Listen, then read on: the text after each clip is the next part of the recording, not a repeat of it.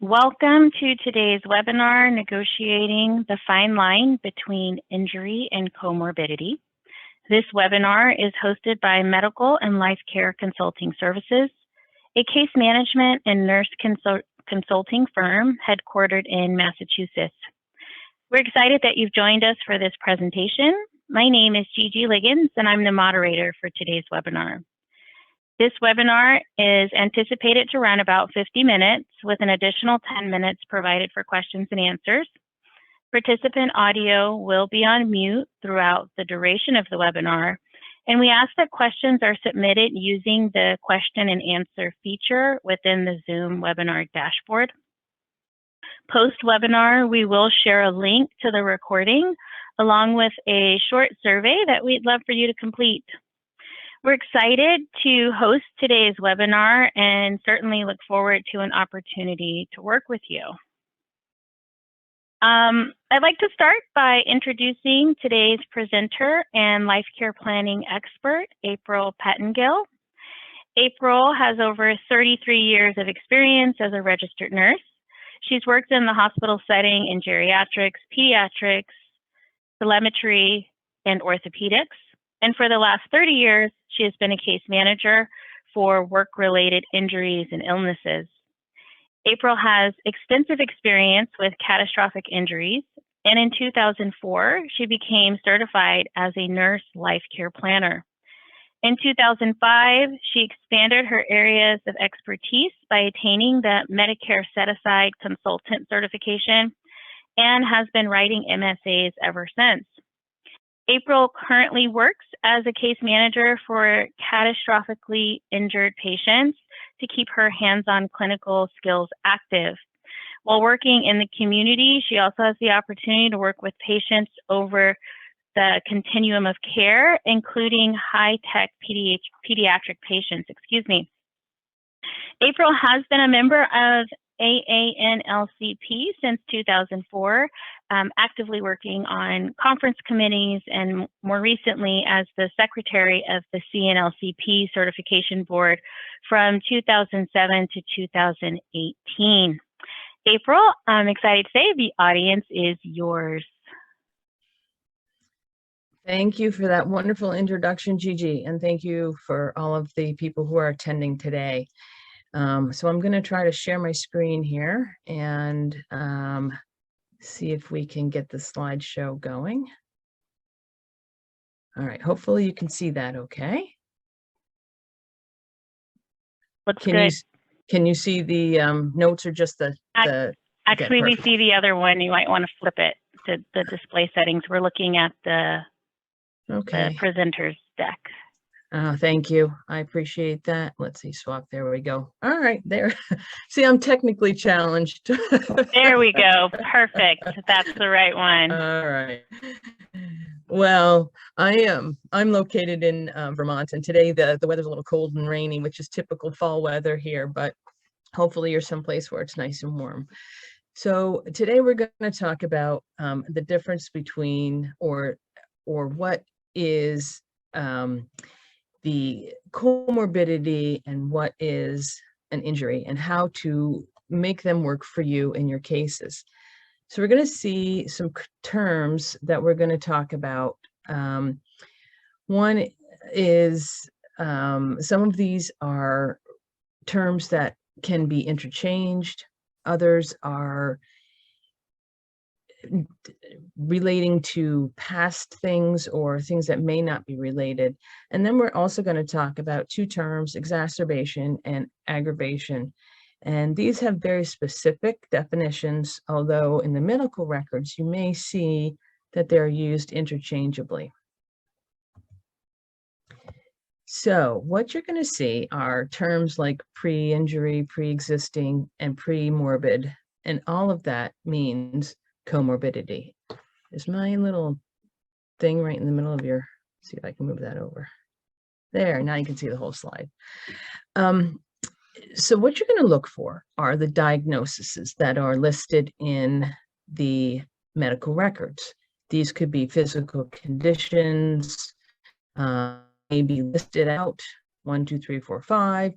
They may be listed as ICD-10 codes, which is the International Classification codes.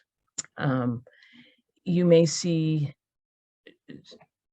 notes relating to a person's physical capabilities, or you may see nothing at all. It depends on the medical records that you're looking for.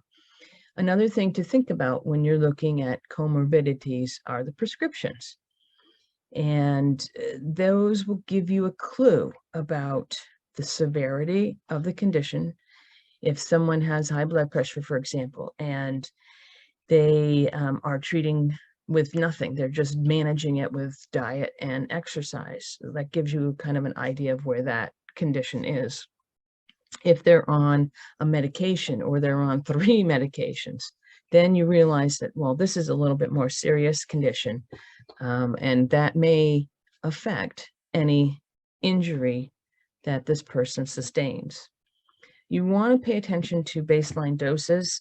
If something in the injury changes and those doses change, it may mean that you now have an exacerbation or an aggravation that will directly affect the injury. You want to look at how often a prescription is being taken if it's listed as a PRN or as needed. This would mean it's, let's say, for example, they have listed pain management type of medication, such as ibuprofen or oxycodone or something like that. If they haven't received that in a long time, then it's probably not an active prescription.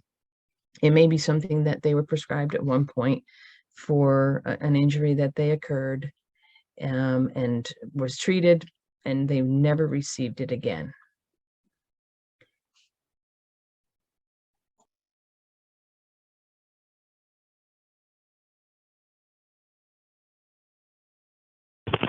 Okay, April, you ended up on mute.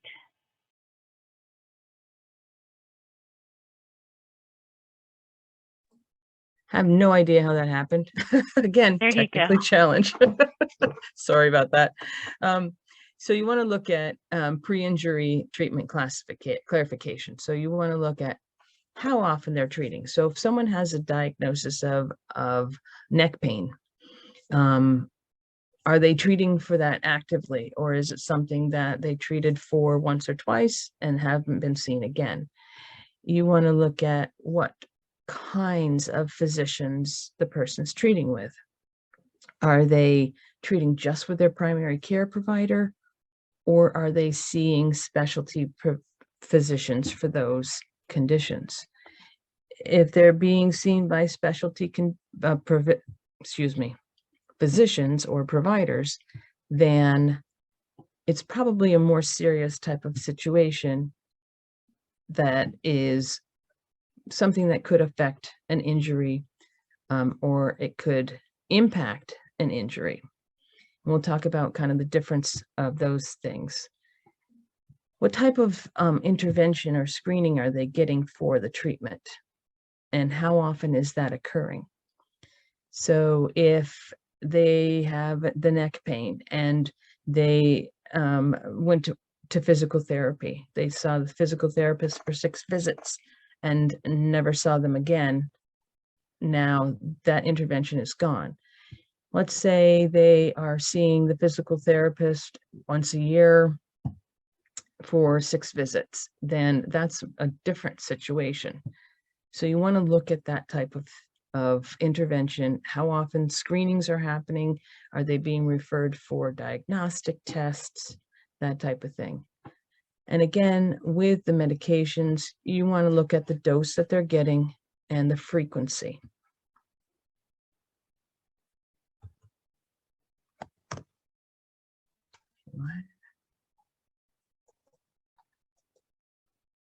Okay, sometimes in your medical records, you'll see a notation, history of. History of does not mean that the person has an active issue. Now you'll see here in the picture, I've got a person with a broken foot or a broken ankle. Okay, that's like a one and done type of situation, perhaps. Maybe they fell, they broke their ankle, they treated for it, they're done. Oftentimes in the medical records, especially electronic records, those problems just continue to carry through from one to the other of the visits that they have.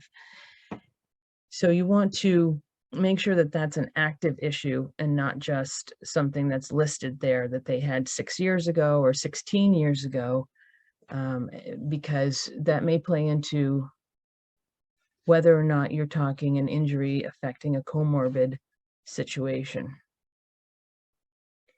You need to determine, as I said, if it's an active problem, and there's some ways to do that. You want to look at if they're getting treatment for it, if they're getting medications for it, if they if it's being addressed in the notes.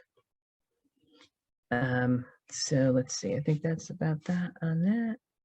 So then we're also going to look at family history of, and this is often noted in the medical records as well. And it may not specifically say where the history is coming from, whether it's an immediate family member, such as a mother, a father, or a sibling. It may just say family history of. Sometimes the symptoms related to the illnesses may show up as something that the providers are looking for, or it may be that they're just listing it and they want to keep an eye out for symptoms to come up as the person ages or as time goes on. It's good to keep in mind some diseases skip generations. Not every disease happens every generation, or you may have a sibling that gets it and your person doesn't get it. Interesting thing that we've been seeing a little bit of recently is with the advent of the home genetic testing or DNA testing that has happened, like the 23andMe and those types of things. People are getting results and they're saying, oh my gosh, I have a predisposition for X, Y, or Z.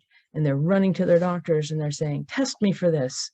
So you may see in the records that they've been tested for a particular genetic issue or potential disease development, something like that. Again, it doesn't mean that they have it. It means that they were screened for it.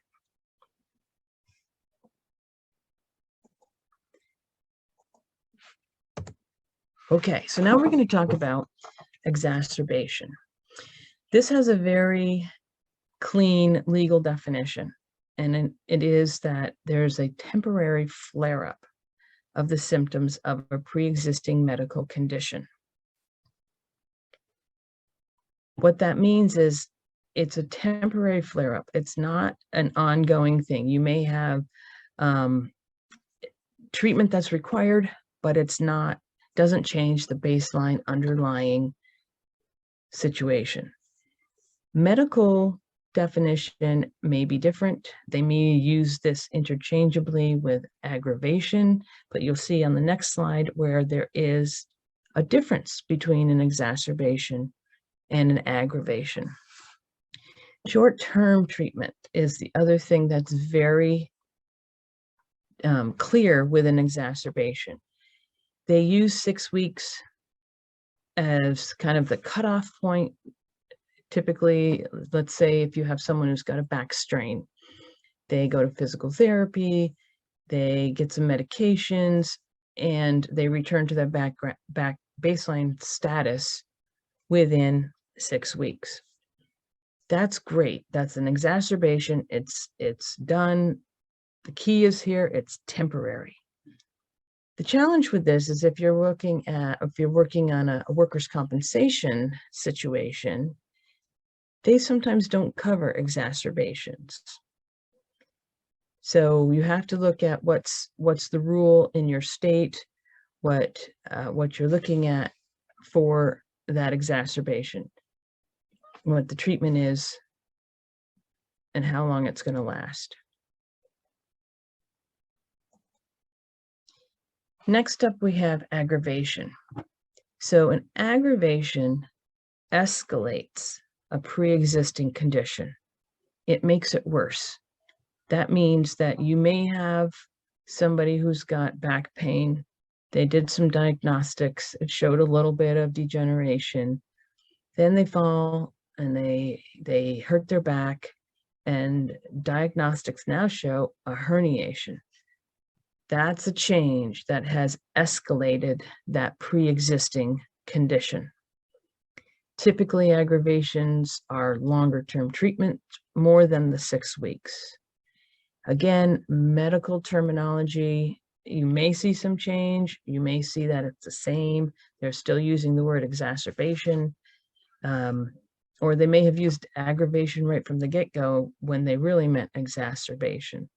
So it's reading what's in there may not be the same thing as what you see legally. So this is a good way of thinking of this, is that there's a new injury that makes the old injury or illness worse. And we're going to give some examples at the end where we discuss some of this. The additional damage that escalates it may result in treatment that becomes a lifetime need. And that's where you're going to want someone who understands the injury, understands the disease process, who can help you to figure out what that's going to look like when you're talking a legal case and what the damages potentially can be. And there's a couple ways you can do that. You can do life care plans. You can do medical cost projections. You can have a doctor say, yeah, I think that this is going to get worse and they're going to need X, Y, and Z treatment.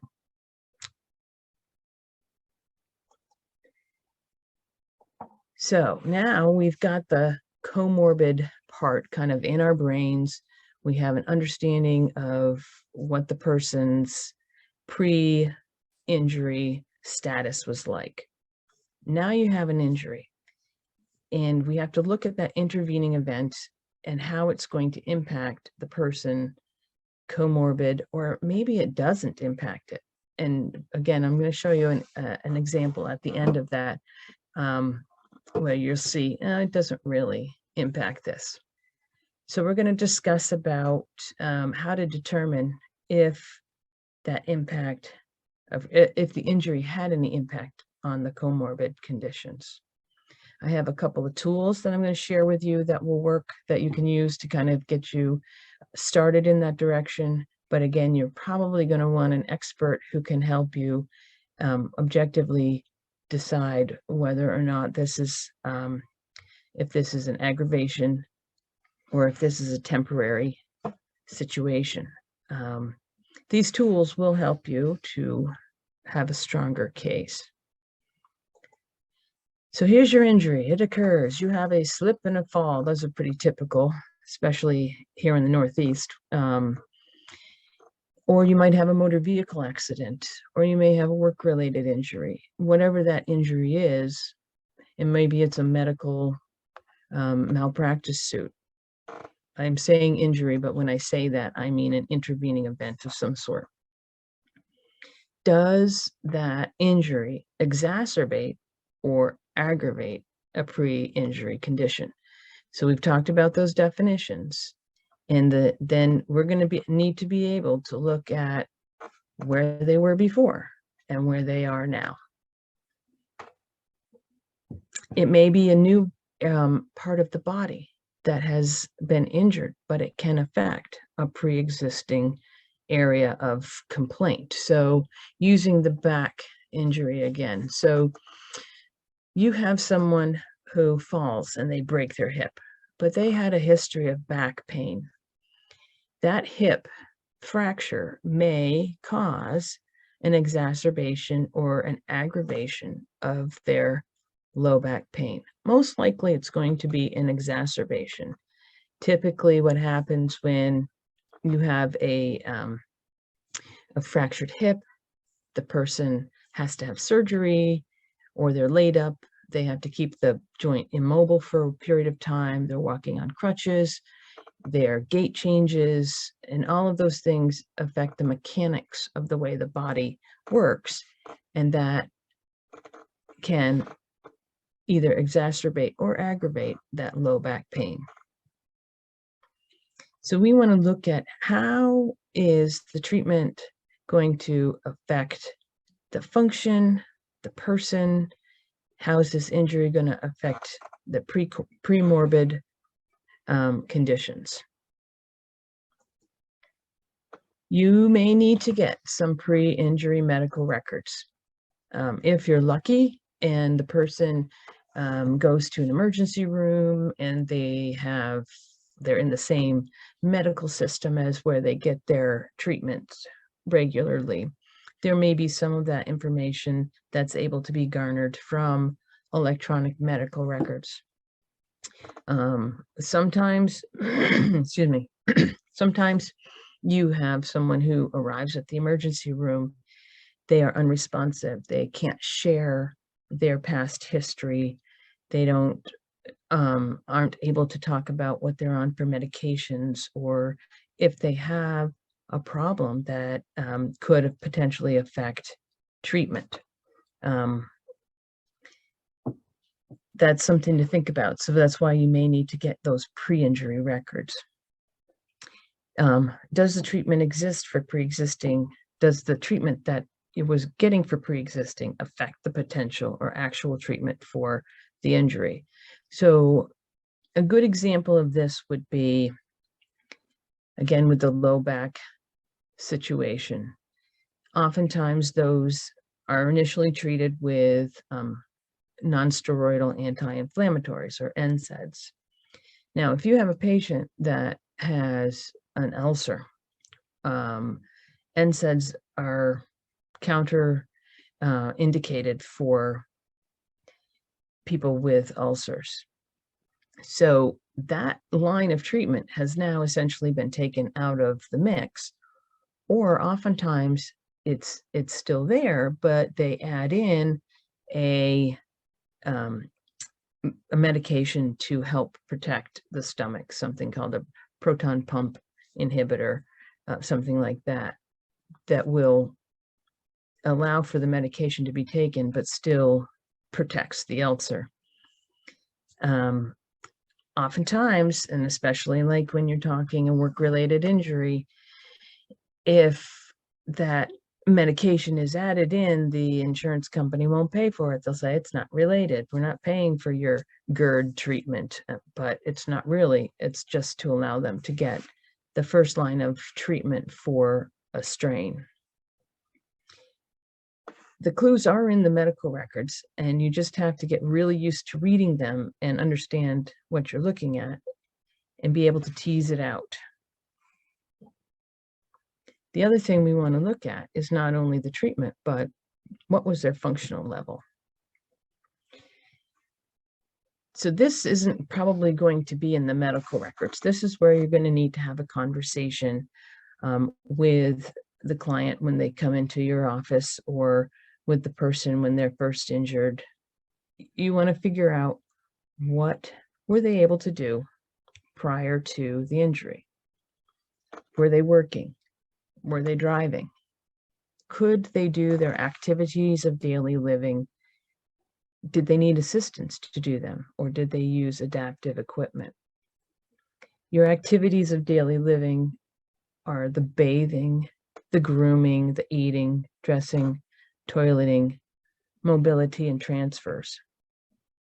So if you had somebody who already required a bath chair to be able to take a bath, and then they get into a motor vehicle accident and they still need that bath chair to be able to do their bathing, that's not a change in their function. So you wouldn't want to include that bath chair in any future medical expenses that they might require. However, the alternate is true. So if you have someone who didn't need it before, and now all of a sudden they need assisted or adaptive equipment to be able to do their activities of daily living, then you do want to include it if they need help to be able to provide it. So Let's say they fracture their hip and they cannot stand to go into the shower. So now they have to sit. So you need a bath chair. You're going to need a handheld shower. You're going to need grab bars so that they can get in and out of the shower appropriately.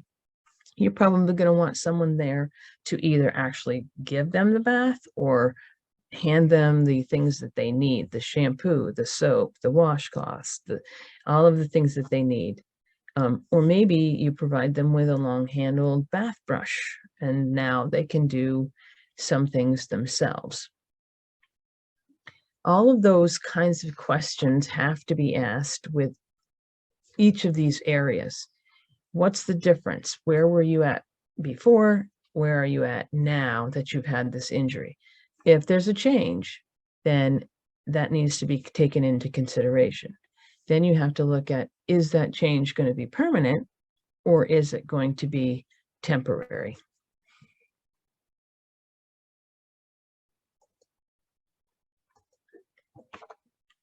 So then we also have to look at what we call the instrumental activities of daily living.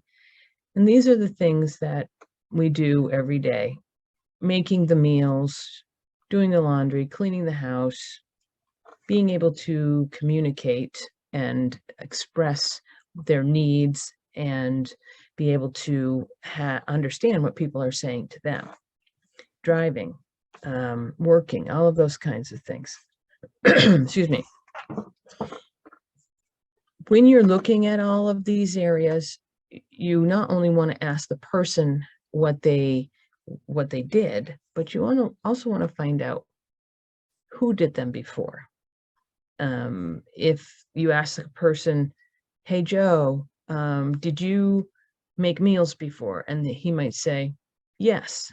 Well, how often did you make the meals? Oh, once a month, I made macaroni and cheese for everybody.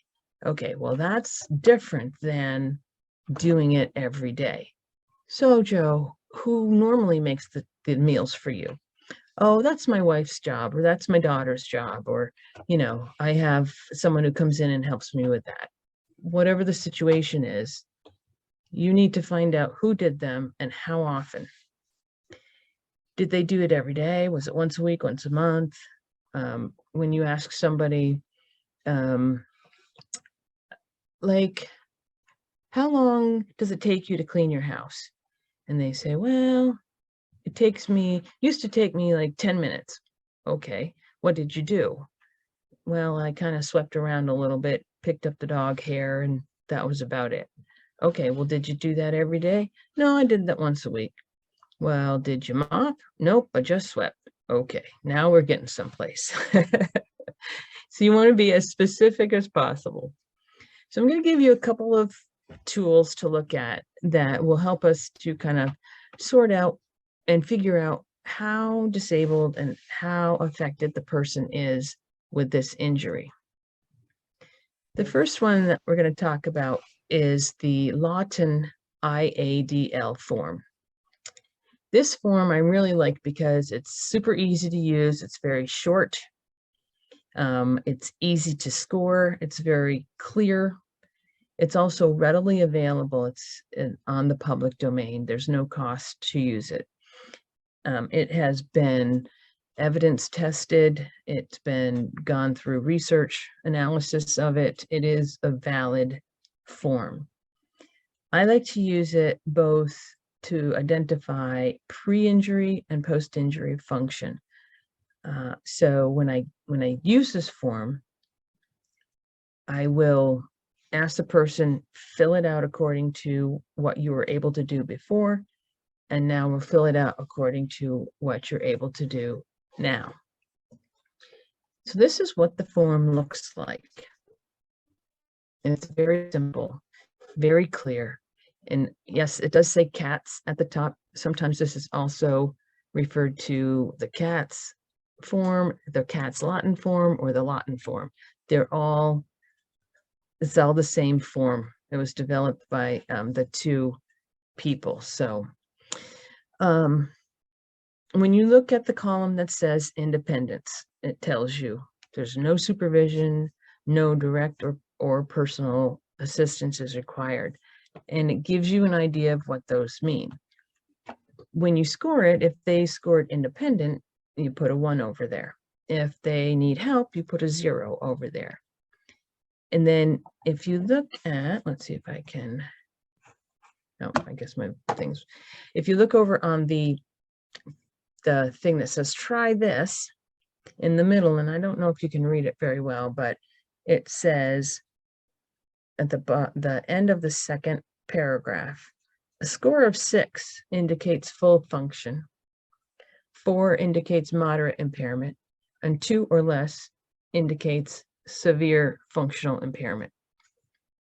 So the way I use this is now I'm understanding that this person feels like they are severely affected or moderately affected or not affected at all by their injury.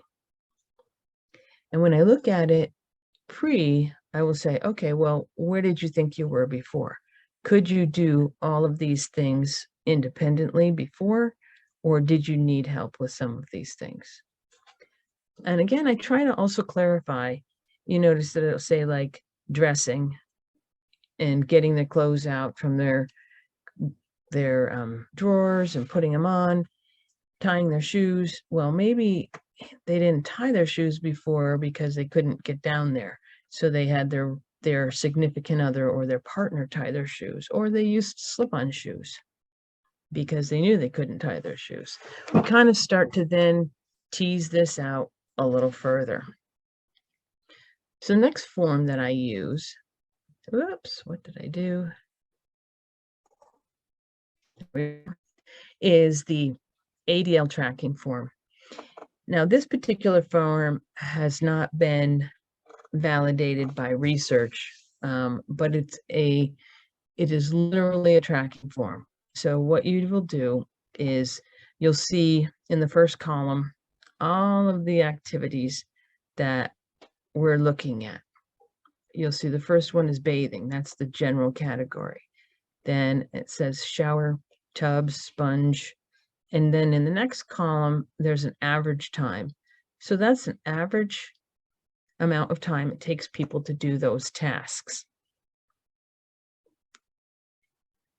When I use this with people who have been injured, I have them track their activity for 5 days. So you'll see there's a column for day 1, day 2, day 3, day 4, day 5. And then here I have written pre-incident. If you look on the second page, it says ADL. That's confusing to some people. So I just say, well, just mark there if you could do this independently before, or if you required assistance, or if you needed modifications. At the bottom, you'll see here where there's some coding that will tell the person what that means. So if you're independent, means you could do it in the normal time frame and you had no problems at all.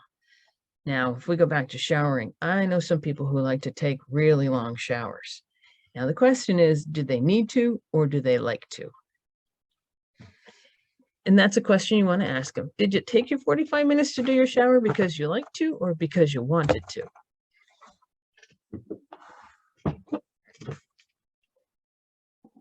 So then, you do all of that with all of these activities that are listed here. If they don't use it, then they just leave it blank. And this kind of, again, gives me an idea. Sometimes if a person says, well, I can, let's look at this. I can make my meals. I can make a meal for myself, but it now takes me an hour and a half to do that because I have to sit down 3 times while I'm making dinner. Then I have them not only put down that they're doing it, but how long it takes them. So if it's taking them longer, that's important to note. Do they really need help to be able to do this? When I look at someone who's got a brain injury and they're trying to do all of these things, all of a sudden okay, I can't remember how to put on my sweater, or I can't remember how to put on, my pants. I put my pants on first and then I put my underwear on and it's not working for me, or I forget how to tie my shoes. All of that can be kind of tracked in here.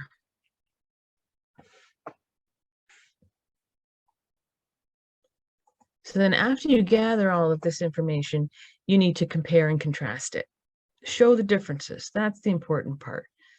For you to be able to look at whether or not an injury has affected a comorbid situation, you want to look at where they were before, where they are now. Did the injury impact that, or what's going on here? Did medications change? If you have someone who, and I'll show you, I'm going to actually give you an example at the end, so I won't go into that now. You also want to consider long-term problems and complications. So if you have somebody who's got a medical diagnosis of diabetes, and you know that as they progress in that disease, they can potentially have complications such as neuropathy, which is nerve damage to their extremities. You also want to look at, okay, if now they have a back injury on top of that, how is that going to change that? You want to be as specific as possible, because that's going to be the best thing you can do for your case. You also want to consider the impact to the family. If there's any shift in responsibility to another family member, now you have to look at, okay, what happens if that family member's not there? How is that person going to be able to do their activities of daily living, or be able to get to the grocery store or to the medical appointments or that type of thing? You want to look at lost wages, which has a huge impact on a family, especially if it's not a work-related injury and you have a primary breadwinner who now is unable to work. What's going to happen there? Child care and child rearing issues is also another thing to think about, as well as care of older parents and other family members. If it was the person's responsibility to be the primary caregiver for other family members, and now they can't do that, you want to start to think about how do we account for that going forward? Who's going to do that? Who's going to pay for that if we have to hire people? What does it look like if now, mom's been living with me at home and she can't because I can't take care of her? I've got to put her in assisted living. Who's going to pay for that? What is their ability to help with home tasks? So they say, I can't do laundry. Well, can you not do all of it? Or if someone brought you a basket of clean clothes, could you fold it? Oh yeah, I could do that. So they can help some, but still there may be some shift of responsibility to another family member. All right, so now we're going to go through a couple of examples to see if we can tease out comorbid versus injury versus impact of the injury on comorbidities. So here we have a 45-year-old right-handed man who had neck pain listed in his past medical history. In investigating, we found out he had x-rays and an MRI, which showed mild degeneration, which is pretty normal for a 45-year-old. He underwent PT for 6 sessions. The issue was resolved, has had no treatment and no problems noted in the record since then. So that's the background. That's where he's at. Now he has a motor vehicle accident, which causes a whiplash. The whiplash makes him have neck pain, arm numbness and tingling. He can't hold on to his coffee cup with his right arm. They send him for an MRI. It shows a disc herniation with nerve impingement on the right. Now, did the injury affect his pre-injury history of neck pain? Yeah, it did, because he hadn't been treating in a while. This is kind of a new situation. Yes, he did have some pain in the past, but He hadn't treated in a while, had minimal treatment before. So now this could either be an exacerbation or an aggravation of his pre-injury history of neck pain. But it has gotten worse. He's gotten worse. He has numbness and tingling, and he's unable to grasp. So now we're talking about an aggravation. So the treatment for this needs to be considered in your settlement, for sure. Next up in example 2, we have a 30-year-old female with a family history of diabetes. Her BMI is 27, which is a little bit overweight, not grossly overweight, certainly nothing to be too concerned about. She had some past medical blood work done that showed her glucose was slightly elevated in the classified as a pre-diabetic situation. She was managing her weight with diet and exercises. No reports of issues with lower extremity numbness. Then she has a fall at work and she hurts her low back. Now she's got numbness in her left leg. The provider orders an EMG. It shows a delay in the L5 nerve root. The neurologist reported to be an impingement. Workers' compensation company says, no, she has diabetes, and diabetes can cause neuropathy. Well, she had no symptoms of that before. This is an aggravation. This is a new injury that has made her symptoms worse. So you would be able to go back through your medical records. You would find in the records that she had no reports of leg numbness, back pain, anything that could be potentially related to diabetes. And now she has those symptoms.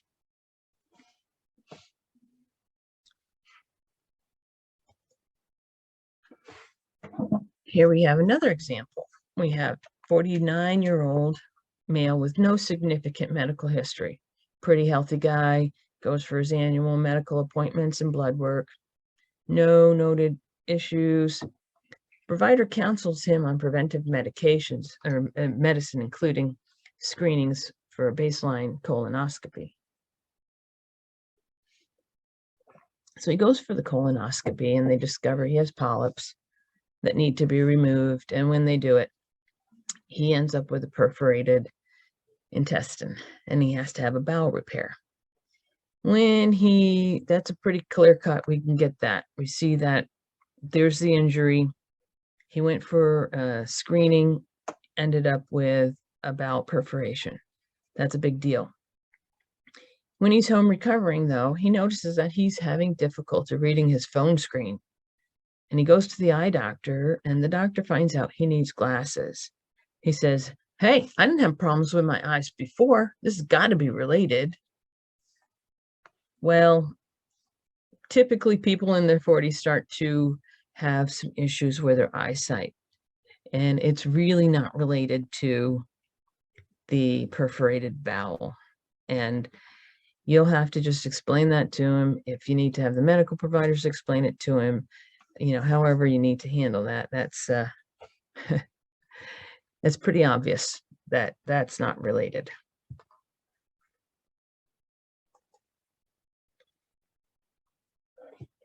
So we have another example here of a 28-year-old female with a current problem of migraine headaches. Her medical records note that she has a medication for Imitrex, which is used to stop migraines if over-the-counter medications don't work. She reports that she has a headache about 2 to 3 times a month and uses the Imitrex about once per month. No other medical problems are noted. She's involved in a motor vehicle accident and sustains a traumatic brain injury. She reports dizziness, forgetfulness, constant headache with daily flares and migraines, and the Imitrex is not helping her. Over the course of the next 8 weeks, most of her symptoms resolve, except for the headaches, which are now so bad that she's no longer able to go to work. She's having daily problems, just, can't even get out of bed. Really tough situation. She's placed on several medications to try to alleviate or prevent the headaches, and they're only moderately effective. So she reports that they help her severity, but not the frequency. So she's still getting daily headaches. So pain management provider recommends that she undergoes Botox, which can be done every 3 months if they're helpful. So here we have a situation where you had a history. She was treating. She was getting Imitrex once a month. She had 2 to 3 headaches a month, which is, it's a bit, but it's not like she's having now. Now, daily headaches. Medications aren't working. They're trying different medications. And now we have to go to some pretty significant interventions to make those better. So here you have a situation where the injury definitely caused an aggravation and an intense increase in her symptoms that need to be included and dealt with in your settlements. So how do we walk that line? How do we what's our takeaway from this? Document clearly any findings of pre and post situations, pre and post injuries. Look for the support in the medical records. Get those pre-injury medical records if you need to, if it's not documented in the first visit. Get very specific with the differences. They could bathe independently before, and now they can't get in and out of the shower without falling. Research how one condition affects another. Look at how does that ulcer really affect a person's ability to take NSAIDs or to treat the way they should, the way the basic kind of treatment happens. Now we have to take it up a step so treatment becomes more intense. Reach out to the providers for input. If the person is your client, you can ask the providers to support. Tell me if you really think this is related or if this is totally different. Is it normal progression of the diabetes, or is it that she's now got an impingement? Make sure that you understand what the injury is and what the sequelae is. And if you don't, hire experts, get them on board, help them to help you to understand what's happening and how it's affecting the person. All right, so I think I am done. And if anybody has any questions, want me to turn it over to you, Gigi. Awesome. Thank you so much. We're now going to open it up for the Q&A segment. I'm going to put that screen back up so that you guys can also, while you're here, take a moment to scan that QR code and complete the survey. That would be really helpful for us. So please use the Q&A function to submit your questions. We'll be monitoring that. And in the meantime, I do have a few questions for you that have come in, April, and I'm going to get started. The first question is, how do you get the providers involved to helping support an injury that affects a pre-existing condition? That's a good question. Many times, if the person is a long-term patient of a provider, they're usually very willing to step up and support that person, get them what they need to help. Occasionally you'll run into situations where it's not the individual doctor, but the medical community that they're part of says, we don't want to get involved in legal situations. Then at that point, they're not going to be able to help you with that. Oftentimes I will send letters to providers, and they're willing to answer the questions about pre-existing, or if there's changes that need to be included. You may need to get an expert opinion from a doctor of similar type of doctor to get involved if you can't get the treating provider to help you. Awesome, thank you. Here's another one. How do you handle the situation when a person like really thinks that the injury aggravated the comorbid condition, but there's just no evidence of that? Well, that's another good question. I think the best way to handle that is to just sit down and go through, okay, this is where you were before, and this is what's happening now. It's not the same, or it is the same. There's been no change in that. There's nothing to support that your back injury caused your hearing deficit. It just happened to be coincidental to come up at the same time. So it's usually a conversation. If you happen to be the client, that's great. If you're on the opposite side, it's a little bit more difficult. Then you usually have to get an expert involved that can address, yes, it's related, or no, it's not. There's an add-on to that. Do you think it would be appropriate to request an IME from a mutual party doctor? Yeah, in some states, absolutely. Mutual IMEs are great. California uses the QME and the AMEs and the IMEs. They've got all the MEs over there. But an AME, which is an agreed upon medical exam, does work very well. It's an individual who both parties agree on, and then each person has to abide by what that physician determines. So that does work pretty well. Awesome, thank you. You're welcome. So here's another one. When a complication comes on later in the case, how do you link it to the original injury so that the treatment can be included in the settlement? Cool, you guys are giving me some tough ones today. Okay, so late complications are always a challenge, because that you have to have that timeline very clear. For example, I'm working with a case right now as a case manager. The gentleman fell. He was an EMT. He fell backwards. He hit his head. And at the time of the accident, they did neck x-rays, but they never did any additional diagnostics treatment. Since then, he's had some issues with bradycardia, which is slow heart rate. He's been dizzy. He's practically fallen a few times.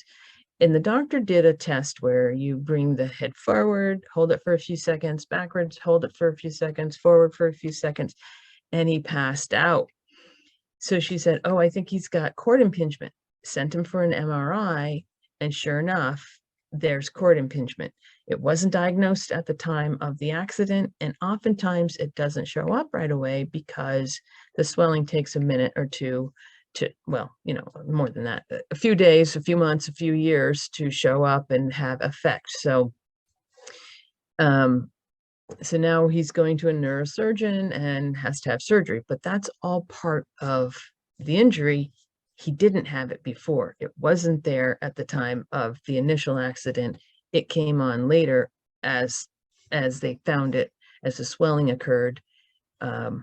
So sometimes it's harder to find those, and you may again need to get an expert involved to be able to make those connections if it's not clearly documented in the treating provider's notes.